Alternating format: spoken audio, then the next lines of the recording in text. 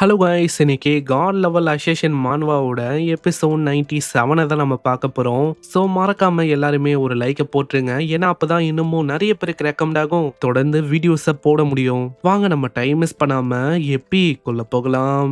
எப்பிக்கோட ஆரம்பத்துல நம்ம ஷேடோ யோசிப்பான், என்ன ஆச்சு இப்போதைக்கு அவங்க வந்திருக்கணும், ஆனா இன்னமும் வரலையா? கண்டிப்பா ஏதோ ஒரு பிரச்சனை அவங்களுக்குள்ள இருக்குமோ? இப்படி ஆளு யோசிக்கும் போது நம்ம ஹீரோக்கு அண்ணு மூலமா ஒரு மெசேஜ் வாங்க வரும். பிக் ஷாட் ஒரு பிரச்சனை என்னன்னா, மேஜிக் சிட்டில இருக்கிற ஸ்கை கில்டு உங்க நிம்மதியா இருக்கும் போது திடீர்னு பிளாக் டிராகன் சொசைட்டி அப்படின்னு ஒரு சொசைட்டியும் இப்போ ஸ்கை கில்ட பயங்கரமா அட்டாக் பண்ணி அதையே ஒரு மெயின் பேஸா மாத்துறாங்க. இப்போ அதனாலேயே பாவம் அந்த இடமே ஒரே கியாஸா இருக்கு. நீங்க ஒண்டி போயிட்டு வைப் அவுட் பண்ணீங்கன்னா இந்த மாதிரி ரிவார்டு பெரிய அளவுல உங்களுக்கு கிடைக்குமா? சரி, இப்போ வேற வழி இல்ல, ஏன்னா இங்கேயும் அவங்க இல்ல. அதனால ஃபர்ஸ்ட் நம்ம அந்த இடத்துக்கே போலாம், அதுக்கப்புறமா மீதி விஷயத்த இங்க பாத்துக்கலாம். என்னோட ப்ரீவியஸ் வாழ்க்கையை வச்சு பார்த்தா இந்த ஃபெக்கா ஹெவி இண்டஸ்ட்ரி இவங்க தான் இதுக்கப்புறம் ஒரு ஸ்ட்ராங்கஸ்ட் கில்டா மாறுவாங்க.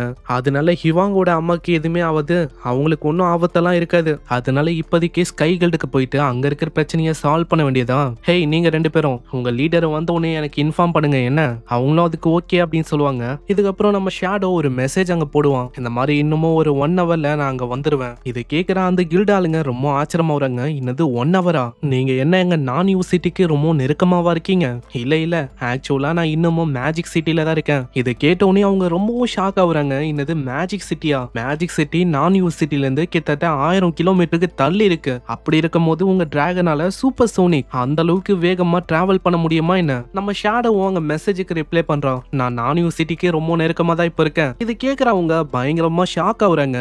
இதுக்கப்புறம் சீன் அப்படியே ரியாலிட்டி உலகமா இருக்கிற மேஜிக் சிட்டியை நோக்கி வரும். அந்த இடத்துல ஏதோ ஒரு பிரிட்ஜு கீழே ஃபேக்கா ஹெவி இண்டஸ்ட்ரியோட லீடரு, அதாங்க ஹிவாங்கோட அம்மா, அவங்களும் ஒரு பிரிட்ஜ் மாதிரி இருக்கிற ஒரு இடத்துக்கு வராங்க. அங்கதான் ஹிவாங்கும் ரொம்ப கவலையா மண்டிய பூச்சின்னு உட்காந்து இருப்பான். ஏன்னா ரீசெண்டா அவங்க அம்மாவை ரொம்ப தப்பாவும் பயங்கரமாவும் ஆளு கத்தி விட்டுருப்பான். ஃபைனலி ஹிவாங், நீ இங்கதான் இருக்கியா? உன்னை நினைச்சு நான் ரொம்ப பயந்து போயிட்டேன். வா கண்ணா, நம்ம வீட்டுக்கு போகலாம். உன்னோட ஸ்கில்ஸை பத்தி நான் இன்வெஸ்டிகேட் பண்ணேன். அது உன்கிட்ட எப்படி வந்துச்சுன்னு இப்பதான் எனக்கு ரீசெண்டா அங்க தெரிய வந்துச்சு. உன்கிட்ட அபியஸ் வேஸ் அப்படின்னு ஒரு ஐட்டம் இருக்கு, அது வழியா தானே அந்த ஸ்கில் உனக்கு வந்துச்சு. ஹிவாங், நீ சொல்ற மாதிரி உன்னோட ஸ்கில் ரொம்ப எஃபெக்டிவாவும் பவர்ஃபுல்லாவும் தான் இருக்கு. ஆனா நீ நினைக்கிற மாதிரி இந்த அபேஸ் அது ஒன்றும் ஒரு சாதாரணமான ஸ்கில் இல்ல.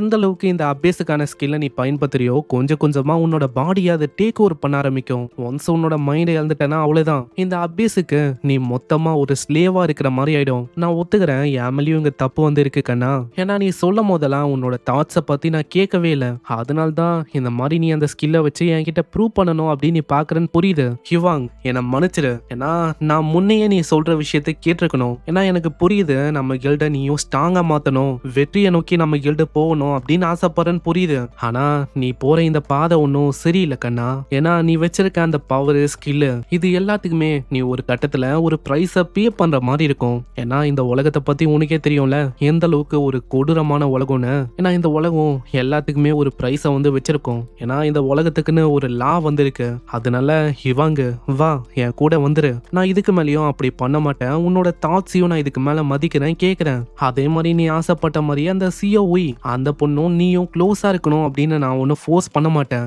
இது வரைக்கும் உன்னை ஒரு சைல்டா நான் ட்ரீட் பண்ணேன், ஆனா இதுக்கு மேலேயும் அப்படி ட்ரீட் பண்ண மாட்டேன். வாயன், நம்ம ஃபெக்கா ஹெவி இண்டஸ்ட்ரிக்கு போலாம் ஒன்னா. ஹிவாங்கோட கண்ணை பார்க்கும் போதே நம்மளுக்கு தெரியுது, ஆளு அபேஸோட ஸ்கில்ல பயன்படுத்தினால அதோட எஃபெக்ட் இன்னமும் அங்க போகல. அங்க ஹிவாங்கும் ரொம்ப சந்தோஷமா இருக்கு. ஃபைனலி அம்மா இப்பயாச்சும் நம்மள புரிஞ்சுக்கினாங்களே இப்படின்னு தான் ஆளு யோசிப்பான். அம்மா கிட்ட சொல்லலான்னு வருவான், வாங்க போலான்னு. ஆனா அதுக்குள்ள செவுரு வழியா ஒரு பர்சன் வருவான். யாருன்னு தெரியுதா? காவ் தான். காவும் அங்க ஹிவாங் என்ன ஆச்சு? இந்த மாதிரி அவங்க சொல்றாங்கன்னு சொல்லி திரும்பவும் பண்ண மிஸ்டேக்கையே திரும்பவும் நீ பண்ண போறியா? ஏன்னா நீ போனன்னு வச்சுக்கோயேன், இங்க எதுவுமே மாற போது இல்ல ஹிவாங். நீ திரும்பவும் போவ, திரும்பவும் அதே மிஸ்டேக்கை ரிப்பீட் பண்ணுவ, திரும்பவும் அவங்களோட கண்ட்ரோலுக்கு நீ போக போற. அங்க ஹிவாங்கோட அம்மாக்கு புரியல, அம்மா யார் இவன் கிட்ட எப்படி சோல் வாக்கர் அதுக்கான எபிலிட்டி இருக்கு. ஏன்னா இந்த எபிலிட்டியை பொறுத்த வரைக்கும் ஆளு இந்த ஃபார்ம்ல இருக்கும் போது டேமேஜே ஆளுக்கு விழாது. அதே மாதிரி ஆப்ஜெக்ட் எந்த ஆப்ஸ்டக்கிளா இருந்தாலும் ஆளு பூந்து போயிடலாம். சிம்பிளா சொன்னா ஒரு ஆட்டம் மாதிரி அவன். நம்ம ஹிவாங்க பார்த்து காவும் அங்க சொல்றான், ஹிவாங்கு உன்னோட ட்ரீம் அச்சீவ் பண்ண ஹெல்ப் பண்ண முடியும் அப்படின்னு சொன்னா, ஸ்டில் இப்பயும் உங்க அம்மா கூட தான் நீ போக போறியா என்ன? ஹிவாங்கோட அம்மாக்கு சுத்தமா ஐடியா இல்ல இந்த பர்சன் யாருன்னு. இதனால அவன்கிட்டே கேக்குறாங்க, ஆமா நீ யாரு, எதுக்காக இங்க வந்திருக்க? ஆனா காவு அத ஒரு துளி கண்டுக்கிற மாதிரியும் இல்ல. ஹிவாங் கிட்ட நம்ம காவும் அங்க பேச ஆரம்பிக்கிறான். ஹிவாங்கு, உன்னோட கனவா இருக்கிற உன்னோட கில்டு அத இந்த சிட்டியோட நம்பர் 1 மேஜிக் கில்ட நீ மாத்தணும்னு ஆசைப்பட்ட இல்லையா, அதையும் நம்மளால பண்ண முடியும். ஷேடோவை நீ கொல்லணும் அப்படின்னு ஆசைப்படுறல, அதையும் நாம பண்ணலாம். அதுக்கப்புறம் ரேங்கிங்ல டாப்ல இருக்க போதே நீதான். நீ ஆசைப்பட்ட மாதிரி இந்த எல்லா விஷயத்தையும் என்னால பாசிபிளா மாத்த முடியும். இதுக்கு நீ என் கூட ஜாயின் பண்ணா போதும். என்ன சொல்ற ஹிவாங்? ஹிவாங் அவன் சொல்றதை கேட்காத. ஏன்னா அவன் உன்னை மாய்க்கணும்னு பாக்குறான். வேணாம், என் சன்னு மேல கைய வச்சா அவ்வளவுதான். உடனே அந்த பர்சன் மேல ஃபேண்டம் செயின் அப்படின்னு ஒரு அட்டாக்கையும் அவங்க பண்ணுவாங்க. காவ் மேல அவ்வளோ பெரிய செயின் அட்டாக் பட்டும் ஆளுக்கு எதுவுமே ஆகல. ஏன்னா காவ் கிட்ட சுமாவோட அந்த சோல் வாக்கர் அந்த எபிலிட்டி இருக்கும். அதனால தொடுறதெல்லாம் வாய்ப்பே இல்ல. ஹிவாங்கோட அம்மாக்கு புரியவே இல்ல. அம்மா எப்படி இவன் இதை பண்ணா? என்னோட அட்டாக் அவனை தொடவே இல்லையா?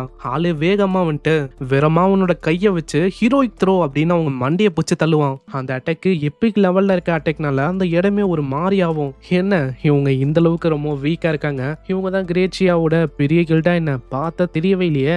இந்த மாதிரி ஸ்கில்லோட இவங்கெல்லாம் க்ரோ ஆக எப்படியோ பல வருஷம் ஆகும். அங்க ஹிவாங்க ரொம்ப பயந்து போறான். அம்மா நீங்க ஓகே தானே? அங்க காவும் சொல்றாரு, ஹிவாங்கு உங்க அம்மா சொன்ன விஷயம் வந்து அப்சல்யூட்டா கரெக்ட் தான். ஏன்னா நீ பயன்படுத்துற இந்த அபியஸுக்கான ஸ்கில் கொஞ்சம் கொஞ்சமா உன்னோட மைண்ட் அஃபெக்ட் பண்ணி உன்னோட பாடியை மொத்தமா டேக் ஓவர் பண்றோம். ஆனா இன்னொரு விஷயத்த உங்க அம்மா உன்கிட்ட சொல்லவே இல்லை. உன் மைண்ட் அஃபெக்ட் ஆகாம தடுக்கவும் முடியும். இதை கேட்கிற ஹிவாங்கு ரொம்ப ஆச்சரியமாவுறான். என்னது இந்த விஷயத்த உங்ககிட்ட சொல்லவே இல்லை, இது ஒரு சீக்கிரட்டா அவங்க வச்சுக்கினாங்க. அதுவும் எதுக்கு ஹிவாங்க? உன்னை எப்பயுமே அவங்களோட கண்ட்ரோலுக்கு கீழே வச்சுக்கணும்னு சொல்லிதான் அந்த விஷயத்த சொல்லவே இல்லை. நீ என்ன எப்பயும் ஒரு நாய் மாதிரி உங்க அம்மாக்கு கீழே இருக்க போறியா, இல்ல நீ ஆசைப்பட்ட அந்த ஃப்ரீடம் என் கூட வந்து அடைய போறியா? என் கூட இணைஞ்சனா நீ ஆசைப்பட்ட அந்த ஃப்ரீடம், ரெஸ்பெக்ட் எல்லாமே உன்னை தேடி வரும் ஹிவாங்க. அங்க ஹிவாங்கோட அம்மாவும், ஹிவாங்கு வேணாம் சொன்னா கேளுக்கன்னா அப்படியெல்லாம் இல்ல, அவன் வந்து உன் மைண்டை மேனிப்புலேட் பண்றான். நான் அந்த விஷயத்த மறைச்சதுக்கு காரணம் ஏன்னா அபியஸாலும் உன் மைண்ட் கரெக்ட் ஆகும். அதை நீக்க முடியும் தான், ஆனா மொத்தமா நீக்க முடியாது, ஜஸ்ட் குறைக்க தான் முடியும். அதுவும் குறிப்பிட்டு ஒரு பர்சனோட ஸ்கில் இருந்தா ஒண்டிதான். ஒரு பர்சன் கிட்ட யூனிக்கான ஹிடன் கிளாஸ் இருந்துச்சு. அவங்க வந்து ஒரு எக்ஸாசிஸ்ட், அவங்களால ஒண்டிதான் இந்த விஷயத்த பண்ண முடியும். ஆனா ஆல்ரெடி அவங்க இறந்து போயிட்டாங்க. இப்போ அந்த விஷயத்துக்குலாம் வாய்ப்பே இல்ல. அவன் உன்னை முழுமையா மேனிப்புலேட் பண்ண இருக்கான் கண்ணா, வேணாம். ஆனா இதை கேட்ட உடனே நம்ம காவு டக்குன்னு அந்த எக்ஸாசிஸ்டோட அந்த எபிலிட்டி அதை ஆளு கையில ஆக்டிவேட் பண்ணுவான். உங்ககிட்ட யாரு சொன்னா நான் இறந்து போயிட்டேன்னு? நான் ஒன்னும் இறக்கல.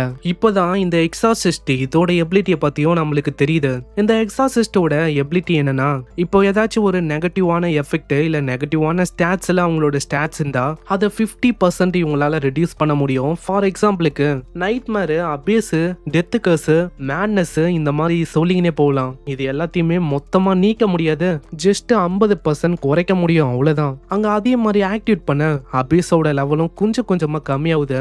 ஆளோட கண்ணு ஒரு மாதிரி வித்தியாசமா மாறி இருக்கும்ல, அதுவும் திரும்பவும் பழையபடியாகுது. இத பாக்குற ஹிவாங்க ரொம்ப ஆச்சரியமாவுறான். ஆமா, என்னோட அபேஸ் மீட்டர் அது இப்போ டிக்ரீஸ் ஆயிடுச்சு. இத பாக்குற ஹிவாங்கோட அம்மாவால எதையுமே நம்ப முடியல.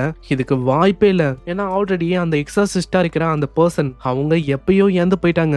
அப்படி இருக்கும் போது நீ வந்து யாரு? ஹிவாங்க அபேஸோட லெவல் குறையுதுன்னு சொன்னோனே ரொம்ப சந்தோஷமாவுறான். பாருங்கப்பா, இது போதுமே, திரும்பவும் என்னால ஸ்கில்ஸை பயன்படுத்த முடியுமா? அங்க ஹிவாங்கோட அம்மாவும், ஹிவாங்க வேணாம், அவனை நம்பாத.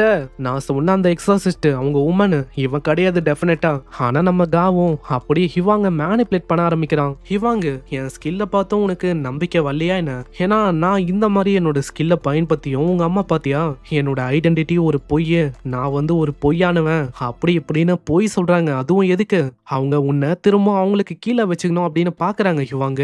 அதனால நல்லா யோசி, உங்க அம்மாக்கு உன் அளவுக்குலாம் தகுதின்னு ஒண்ணு இல்லவே இல்ல. அதனால உங்க அம்மா மேல இருக்க லவ் எல்லாம் மூட்டை மூச்சு கட்டிட்டு உங்க அம்மாவை முச்சிரு. ஏன்னா அப்பதான் உன்னை எதிர்க்க யாருமே இருக்க மாட்டாங்க, திரும்ப உன்னை யாராலையுமே கண்ட்ரோல் பண்ண முடியாது. அங்க ஹிவாங் முன்னாடி ஒரு கத்திய வர போட்டுறான். ஹிவாங்கும் மொத்தமா அந்த பர்சன் சொல்றதுக்கு ஏத்த மாதிரி கண்ட்ரோலுக்கும் வர ஆரம்பிக்கிறான். என்ன பண்ணிருக்க, சீக்கிரம் போயிட்டு அவளை கொன்னுட்டனா அதுக்கப்புறம் நீ ஃப்ரீ தான், உன்னை யாராலையுமே தடுக்க முடியாது, ஃப்ரீடம் உனக்கு கிடைக்கும். ஹிவாங்க வேணாம், அவன் மேல ஏதோ ஒரு மேஜிக்கை பயன்படுத்தி கண்ட்ரோல் பண்ண இருக்கான். ஆனா மேஜிக்ல நம்ம ஹிவாங் முழுங்கி போயிருக்கனால என்னதான் பேசியும் அங்க ஒண்ணுமே அவனுக்கு கேட்கல. ஹிவாங்க வேணா எழுந்துக்கோ, அவனை கண்ட்ரோல் பண்ண விடாத உன்னை. ஆனா ஆளு கத்திய தூக்குவான். அப்படியே பேக்ரவுண்ட்ல நம்ம காவும் நம்மளுக்கு சொல்ல இருக்கான், டார்க்னஸ் கட்டி அணைக்காம எப்படி உங்களால ஷேடோ கூட அங்க சண்டை போட முடியும்? அவனோட ஃபேஸ் ரொம்ப டெரிஃபைங்கா இருக்கும். அது சொந்த அம்மா அப்படின்னு கூட பார்க்காம மொத்தமா ஆளு முச்ச வர்றான். அங்க கத்திய வச்சுக்கினே நம்ம காவு கிட்ட வரும்போதே அவன் சொல்றான், நீ சொன்ன மாதிரியே நான் பண்ணிட்டேன், இப்போ நான் ஆசைப்பட்ட மாதிரி எனக்கு எல்லாமே கிடைக்குமா? கண்டிப்பா கண்டிப்பா. அப்புறம் என்ன, இந்த மாதிரி நம்ம ஆரம்பிக்க ஆரம்பிக்கலாமா? நெக்ஸ்ட் நான் என்ன பண்ணணும் சொல்லுங்க இப்படின்னு ஹிவாங்க ஃபுல்லா அந்த காவோட கண்ட்ரோலுக்கே அங்க போயிட்டான். சோ இங்கே இந்த எபிசோட முடியுது. பார்க்கலாம் இதுக்கப்புறம் என்ன ஆகுதுன்னு. இதெல்லாம் ஒண்ணுமே இல்ல, இதுக்கப்புறம் தான் எபிசோடு வேற லெவல்ல போகும். சோ பார்க்கலாம் என்ன ஆகுதுன்னு. மறக்காம ஒரே ஒரு லைக்கை போட்டுருங்க, ஏன்னா அப்பதான் இன்னமும் நிறைய பேருக்கு ரெக்கமெண்ட் ஆகும், தொடர்ந்து வீடியோஸை போட முடியும். நான் உங்களை நெக்ஸ்ட் எபிசோட்ல சந்திக்கிறேன். தேங்க்யூ ஃபார் வாட்சிங். சைனரா.